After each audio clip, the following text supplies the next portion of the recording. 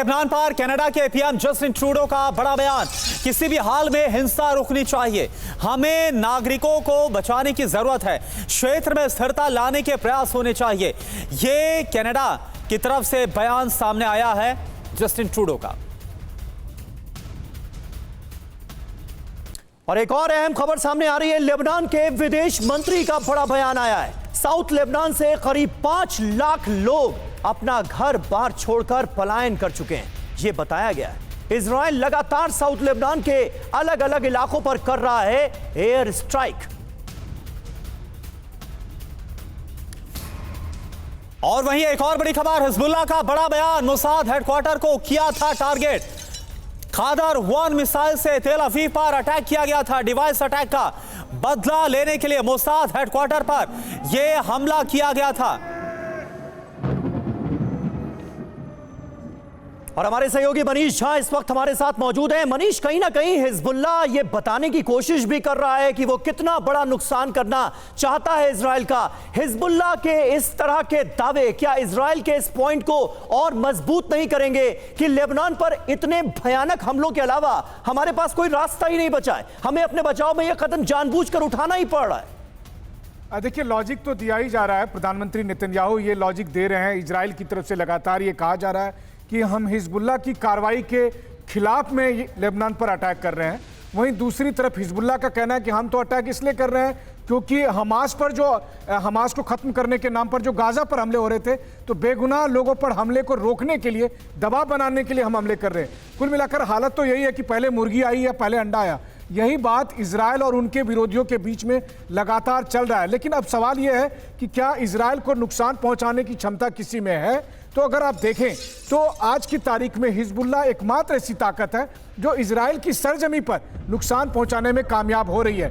इससे पहले ईरान ने भी जब 300 मिसाइल दागे थे, उस वक्त भी सिर्फ एक मिसाइल से एक बच्ची घायल हुई थी। लेकिन बीते 1 साल के दरमियान 9000 रॉकेट के जरिए हिजबुल्लाह ने काफी क्षति पहुंचाई है।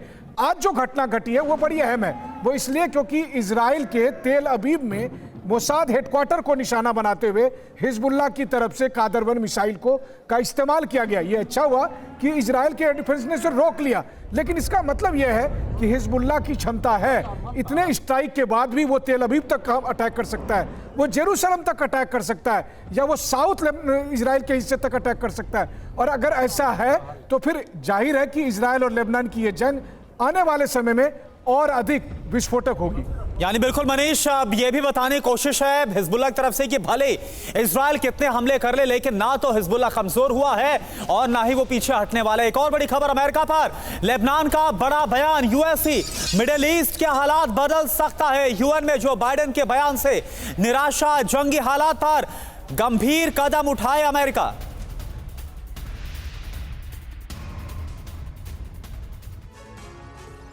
और आइए अब आपको बताते हैं कि आखिर लेबनान अमेरिका से निराश क्यों है और अमेरिका का दोहरा मापदंड कैसे नजर आ रहा है, क्या कहा गया है। ये देखिए, फुल स्केल वॉर से बचने की अपील की गई है जो बाइडेन की तरफ से, अमेरिका की तरफ से। लेकिन किया क्या गया, मिडिल ईस्ट में खुद अमेरिका ने तैनाती बढ़ा दी है, अपने तमाम एयर बेसेस को पूरी तरह से कर दिया एक्टिवेट।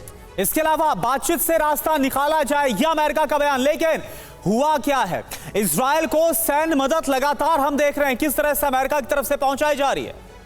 जी हां, तो कहने और करने में बहुत फर्क है। आत्मरक्षा में इजराइल की मदद की जा रही है, आत्मरक्षा का अधिकार है इजराइल को, यह कहा गया है। लेकिन किया क्या गया, यमन से लेकर सीरिया तक बड़ी स्ट्राइक्स अंजाम दी गई है। यह भी अपने आप में एक हकीकत है। दत्ता साहब, यह जंग आखिर कहां जाती हुई नजर आ रही है और इसमें अमेरिका और ईरान जैसे देशों का आने वाले वक्त में क्या रोल आप देखते हैं? वो अमेरिका जो इजराइल के साथ खड़ा हुआ है, वो ईरान जो पूरी तरह से हिजबुल्लाह को हथियार दे रहा है, सारी मदद मुहैया करा रहा है और अपने प्रॉक्सी की हर संभव मदद करता दिख रहा है।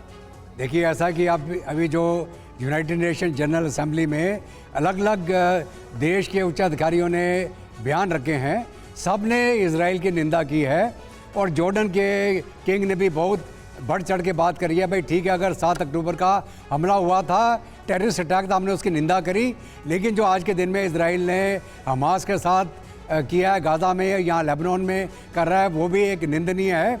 जिसमें 41,000 पैलेस्टीनियन मारे गए, जिसमें बहुत सारे बच्चे औरतें भी शामिल हैं। और जो लोग मारे गए उनके अलावा लाखों की तादाद में लोग अपाहिज हो गए, जो जख्मी हो गए। अगर आप सबकी तादाद लेके चले तो तकरीबन 2 लाख के करीब लोग जो हैं इस जंग के अंदर, गाज़ा के अंदर इफेक्ट हुए। अभी जहाँ तक लेबनान का सवाल है, लेबनान में इजराइल का तो वही टेक अभी तक कि मेरे जो 60,000 नागरिक नर्दर्न इजराइल से विस्थापित हुए हैं उनको मैं वापस लाऊंगा, और उसके लिए अगर मेरे को लेबनान में बफर जोन बनाना पड़े तो मैं बनाऊंगा। लेकिन अभी भी जो सारे मुल्क यही बोल रहे हैं, अगर जंग बंदी हो सकती है तो अमेरिका करा सकता है, और अगर कोई समाधान निकलेगा तो अमेरिका ही करा सकता है, क्योंकि अमेरिका ने कहा कि वो इजराइल के साथ खड़ा रहेगा जब तक इस जंग का समाधान नहीं निकलता। इसलिए अमेरिका का बड़ा रोल हो जाता है। और जहाँ तक अभी ये रीजनल वॉर का सवाल है, अभी जितने प्रॉक्सीज हैं ईरान के, इनकी एक मीटिंग हुई है ईरान के अंदर, जिसके अंदर सीरिया, हिजबुल्लाह, हमास, इन सब के अधिकारी लोगों ने मिलके प्लान बनाया कि किस प्रकार प्रॉक्सी मिलके इजराइल के ऊपर हमला कर सकते हैं। तो इजराइल ने सब फैक्टर्स को अपने यानी दत्ता सर, जो ईरान है वो भी अपने लेवल पर और भी ज्यादा अपने प्रॉक्सीज की मदद से एक्टिव होता हुआ नजर आ रहा है, और ये कहीं ना कहीं और ज्यादा हालात को गंभीर बना सकते हैं।